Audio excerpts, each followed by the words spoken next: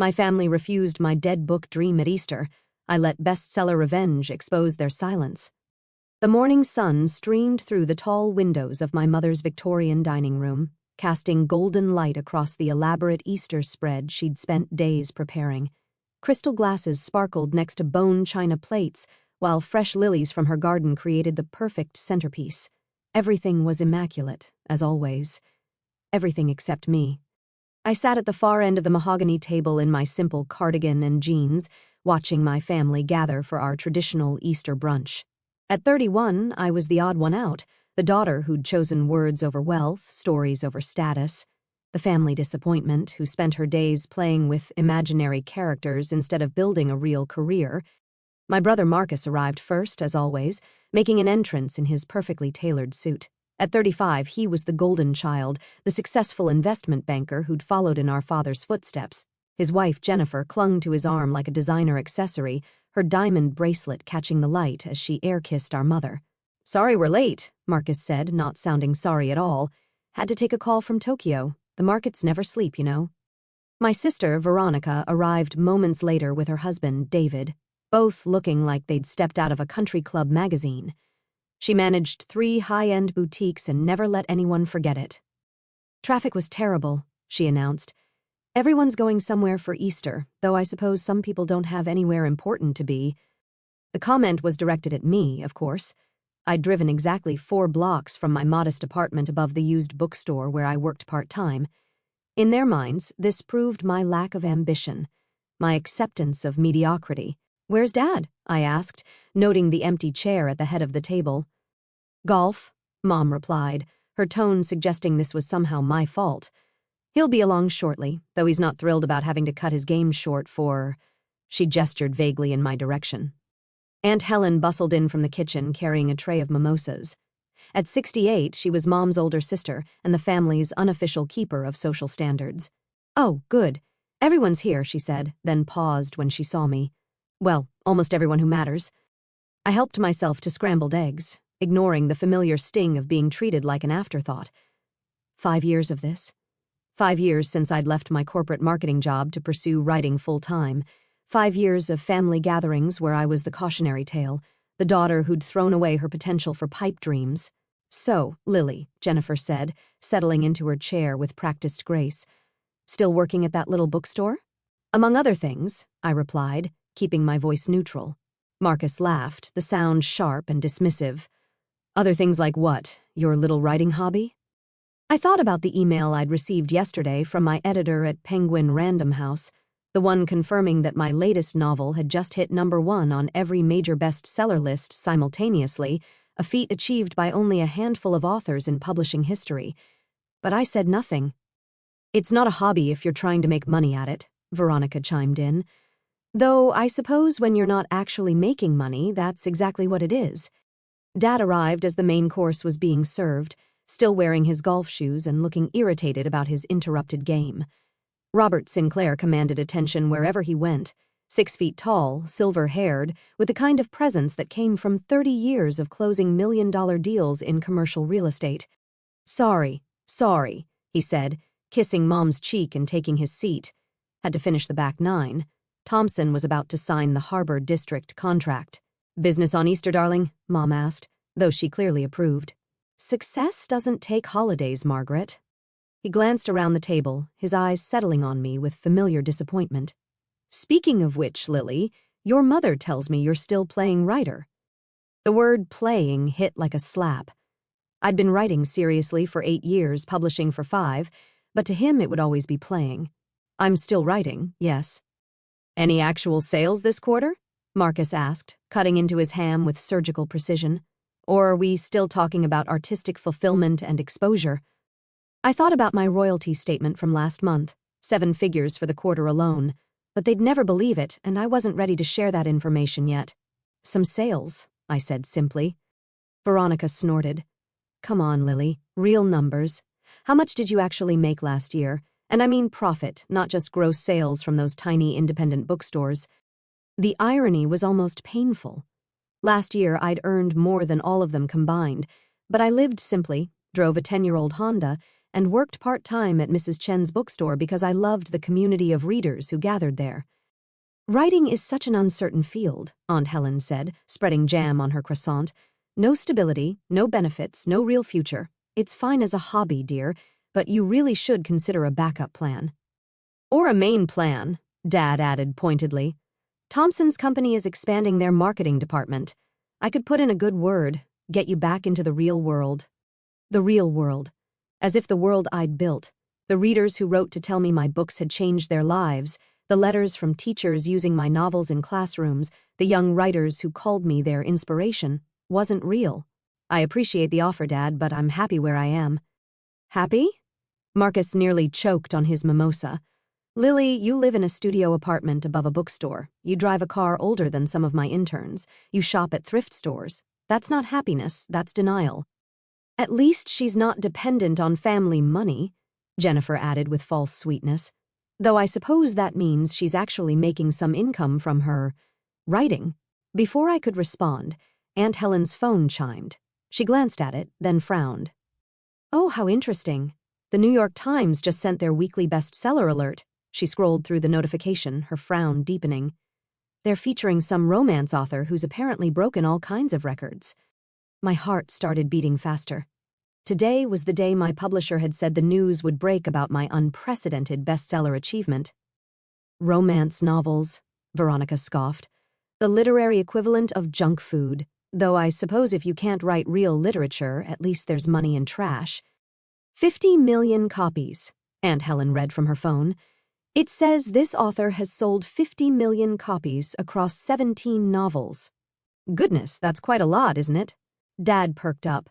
Numbers always got his attention. 50 million. What kind of money are we talking about? Aunt Helen scrolled further. The article estimates her net worth at, oh my, $120 million. The silence that followed was profound. I could hear the grandfather clock ticking in the hall, the distant sound of lawnmowers from the neighborhood. 120 million, Marcus repeated slowly. From romance novels. Apparently she started with small publishers and built her reputation over time. Aunt Helen continued reading. She writes under a pen name and is notoriously private about her personal life. Very mysterious. Jennifer leaned over to look at the phone. What's her name? Maybe I've heard of her. Elle Hartwell, Aunt Helen replied. Though the article says that's not her real name, apparently nobody knows who she actually is. The room went completely silent. I could feel my face growing warm as 6 pairs of eyes slowly turned toward me. Lily, Mom said slowly. Your middle name is Anne, and our maiden name was Hartwell. I took a sip of orange juice to buy time. Lots of people have those names, Mom. But Aunt Helen was staring at me now, her phone forgotten in her hand. Lily Ann Hartwell Sinclair, she whispered. Elle Hartwell. Marcus leaned forward, his banker instincts kicking in. That's impossible. Lily works at a bookstore for minimum wage. Actually, I said quietly, I work at the bookstore because I enjoy it. And it's not minimum wage. I own 40% of it. The silence stretched longer this time. Dad's fork had stopped halfway to his mouth. Veronica was staring at me like I'd grown a second head. You're Elle Hartwell? Jennifer asked, her voice barely above a whisper. I pulled out my phone and opened my author website, turning the screen toward them. There was my photo, my bio, my 17 published novels lined up like soldiers, the New York Times bestseller badges adorning every single cover. I'm Elle Hartwell. Aunt Helen's phone slipped from her fingers and clattered onto her plate. But you live above a bookstore. Because I like it there. It's quiet. I can walk to work, and Mrs. Chen makes excellent tea. I scrolled through my phone, pulling up more evidence. I also own a cabin in Vermont where I do most of my writing and a small house in Provence that I use for research trips. Research trips, Dad repeated faintly. For the historical romance series. I like to visit the actual locations I'm writing about. I showed them photos from my phone. This is from last month in Scotland, researching the Highland series. Marcus was pulling out his own phone now, fingers flying as he searched for information. Holy, he breathed, then caught himself. Sorry, Mom, but Lily, the Blackthorn Chronicles series. You wrote that? All 7 books? Yes. Jennifer's been obsessed with those books for 2 years, he said, staring at his wife. She's read them like 6 times each. Jennifer's face had gone from pale to bright red. "You're kidding, Marcus. Your sister wrote the Blackthorn series? I have signed copies in our bedroom." "Wait," Veronica said, her voice sharp with disbelief. "If you're really this famous author, why are you living like this?" She gestured at my simple outfit. "Living like what? Comfortably, simply." I took another bite of eggs. "Veronica, what exactly do you think success looks like?" "Success looks like showing it," she snapped. "Success looks like designer clothes and luxury cars and not working retail." "Don't work retail. I'm a best-selling author who happens to enjoy helping Mrs. Chen run her bookstore 3 days a week." I pulled up another screen on my phone. "Would you like to see last month's royalty statement?" I turned the phone toward them. The number at the bottom made Aunt Helen actually gasp. "That's just 1 month?" Dad asked, his voice faint.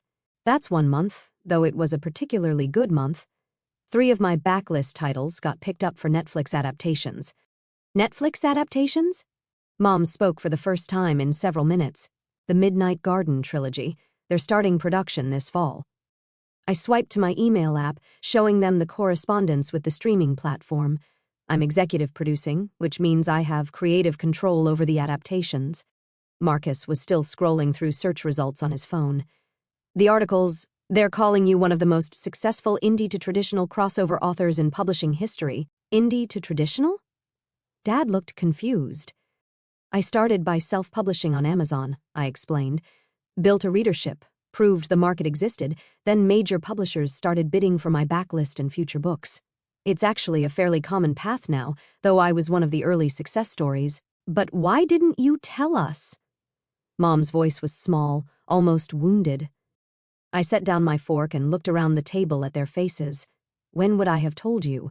During which conversation about my failure to launch? Which lecture about needing to get serious about my life? The silence that followed was uncomfortable. Memories of countless family gatherings flickered between us, all the times they'd dismissed my writing, all the suggestions that I needed to find a real job, all the comparisons to Marcus and Veronica's more traditional success. "Last Christmas," I continued, "you told me I was embarrassing the family by not having a proper career.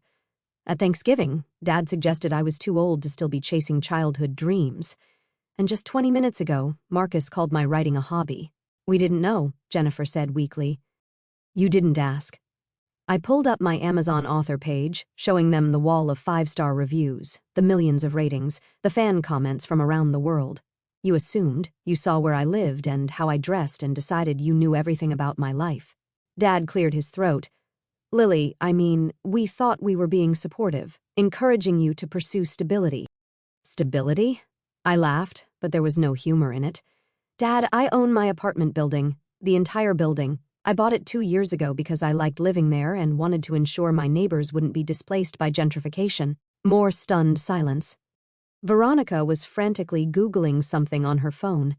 "The bookstore," she said suddenly. "You said you own 40% of it." "Mrs. Chen's son wanted to sell when she got sick last year. I bought his share to keep it in the family, then bought another 10% from an investor who was pressuring her to change the store's character." "How much?" Marcus started, then stopped. "How much are you actually worth?" I considered the question. Financial privacy had always been important to me, but they'd pushed the conversation here. Forbes estimated $120 million last year, but that was before the Netflix deal and the new publishing contract. I showed them the article Aunt Helen had been reading. "This year, it'll probably be closer to $150 million. The number hung in the air like a physical presence.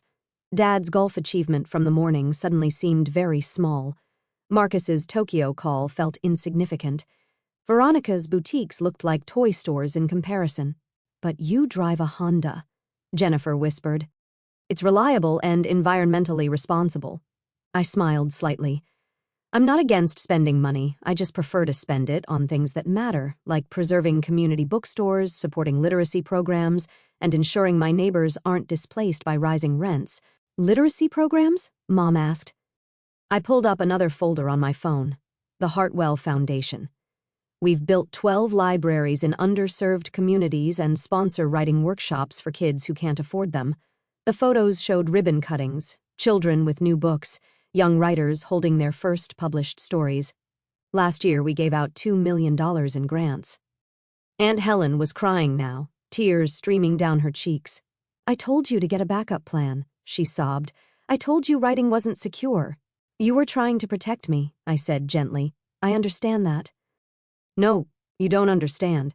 She fumbled for her napkin. 60 years ago, I wanted to be a writer too. I had stories, characters, whole worlds in my head. But everyone said it was impractical, unrealistic. So I became a secretary instead.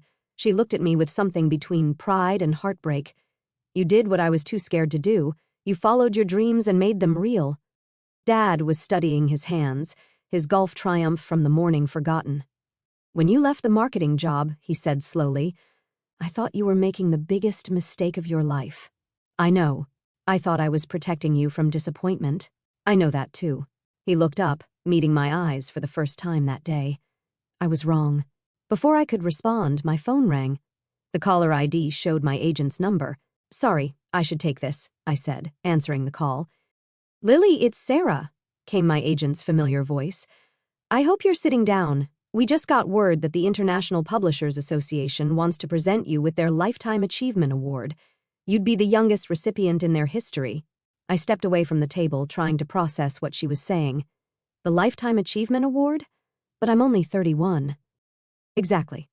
They're recognizing the unprecedented impact you've had on global literacy, the Foundation's work, the international sales figures, the way you've bridged traditional and indie publishing. They want to honor all of it. When would this be? The ceremony is in London next month. Black tie, red carpet, the whole production. The BBC wants to do a documentary about your career journey, and there's talk of a keynote address at the London Book Fair. I glanced back at my family, who were all watching me with expressions ranging from awe to confusion. Sarah, can I call you back? I'm in the middle of a family situation. Of course. But Lily, congratulations. You've really done something special. After hanging up, I walked back to the table where 6 pairs of eyes waited for an explanation. That was my agent, I said, sitting back down. I'm receiving a Lifetime Achievement Award from the International Publishers Association next month. Lifetime achievement, Marcus repeated slowly, at 31. Apparently, they've never had someone impact global literacy quite like this at such a young age. I pulled up the email Sarah had sent while we were talking. They're also doing a BBC documentary about my career. Mom stood up suddenly, her chair scraping against the floor. She walked around the table and pulled me into a fierce hug. I'm so proud of you, she whispered, and I'm so sorry we didn't see it sooner. The floodgates opened. Veronica started crying, apologizing for every dismissive comment. Marcus kept shaking his head, muttering about how he'd completely misjudged the publishing industry. Jennifer was already ordering my entire backlist on her phone, explaining that she needed paperback copies to go with her signed editions. I have a confession, Dad said as the emotional storm settled. I've actually read one of your books. Everyone turned to stare at him. The Highland Sheaf, he continued, his cheeks slightly red. Your mother had it on her nightstand. I picked it up one night when I couldn't sleep, thinking I'd read a few pages and see what all the fuss was about. And? I asked. I finished it in one sitting. Then I read the whole series. He cleared his throat. They're actually quite good, historically accurate, well-plotted, compelling characters. Not what I expected from romance novels. Romance has been the best-selling fiction genre in the world for decades, Dad. I'm learning that. He stood up, walking to the window that overlooked Mom's garden. Lily, I owe you an apology, not just for today, but for years of dismissing something I didn't understand. I was so focused on traditional markers of success that I missed the fact that you'd created something extraordinary. Aunt Helen had recovered enough to speak again. The foundation, she said, the literacy programs. Can you tell us more about that? For the next hour, I shared stories from my real life, the libraries we'd built in rural communities where children had never owned books before, the writing workshops that had helped kids find their voices, the scholarship program that sent aspiring writers to conferences they couldn't otherwise afford. I showed them photos from my travels, not just the research trips to castles and countryside, but visits to schools where teachers used my books to encourage reluctant readers, letters from parents whose teenagers had rediscovered a love of reading through my stories, messages from other authors who credited my indie to traditional success with inspiring their own careers. You're not just a successful author, Veronica said softly. You're changing lives. That's always been the goal. The money is wonderful. It provides security and lets me support causes I believe in, but the real success is in the connection with readers. Marcus had been quiet for a while, absorbed in his phone. Finally, he looked up. I've been reading articles about you. There's one here from Publishers Weekly calling you the author who redefined what publishing success looks like in the digital age. That's very flattering. And another from The Guardian about how your foundation's literacy work has reached over 1 million children in 12 countries. I nodded. We're hoping to expand to 20 countries by next year. Jesus, Lily. He set down his phone. I've been sitting here feeling smug about my investment returns while you've been quietly building an empire and changing the world. They're not mutually exclusive, Marcus. You're good at what you do. But what I do is move money around to make more money. What you do is bigger than that. Dad returned to his seat, his expression thoughtful. The awards ceremony in London. Will you want us there? The question surprised me. Would you want to be there? Of course, Mom said immediately. We should have been supporting you all along. I don't know if there's room for everyone. These events usually have limited seating. Then we'll watch the BBC stream, Veronica said. We'll throw a viewing party here, invite the whole family, all the neighbors, show them what real success looks like. As the afternoon wound down, the conversation shifted to logistics and future plans. Marcus wanted investment advice about entertainment industry stocks. Veronica asked about trademark protection for my pen name. Dad inquired about the tax implications of international royalties, but it was Aunt Helen who asked the most important question. Lily, dear, she said as we were clearing the table, are you happy? I paused, thinking about my small apartment above the bookstore, my quiet mornings writing at Mrs. Chen's tea counter, the emails from readers that made every difficult chapter worthwhile. Yes, I said simply, I'm happy. Good. She squeezed my hand. That's the only success that really matters. As I drove home in my reliable Honda Civic, my phone buzzed with texts from family members who were already sharing news of my success with their social circles. Photos of my book covers appeared on various social media accounts, along with proud announcements that I was their daughter, sister, niece. The irony wasn't lost on me. For 5 years I'd been their embarrassment. Now, in the span of one Easter brunch, I'd become their crown jewel. But as I pulled into my parking spot behind the bookstore, I realized something important. Their opinion of my success had never actually mattered. What mattered was that I'd stayed true to my vision, built something meaningful, and found a way to make a living doing what I loved. Mrs. Chen was watering plants on the front steps when I walked up. How was family brunch? She asked with a knowing smile. Educational, I replied. For all of us. Ah, she nodded wisely. Sometimes the people who know us longest understand us least. I climbed the stairs to my small apartment, thinking about the awards ceremony in London, the new publishing contract waiting for my signature, and the dozen story ideas competing for attention in my notebook. Tomorrow I'd call Sarah about the documentary. I'd review the foundation's grant applications. I'd probably spend an hour answering emails from family members who were suddenly very interested in my career. But tonight I'd do what I'd been doing for the past 8 years. I'd sit at my desk, open my laptop, and write the next chapter. Because that's what writers do. We write the stories that matter to us, trust that they'll matter to others, and build our own definitions of success, one word at a time.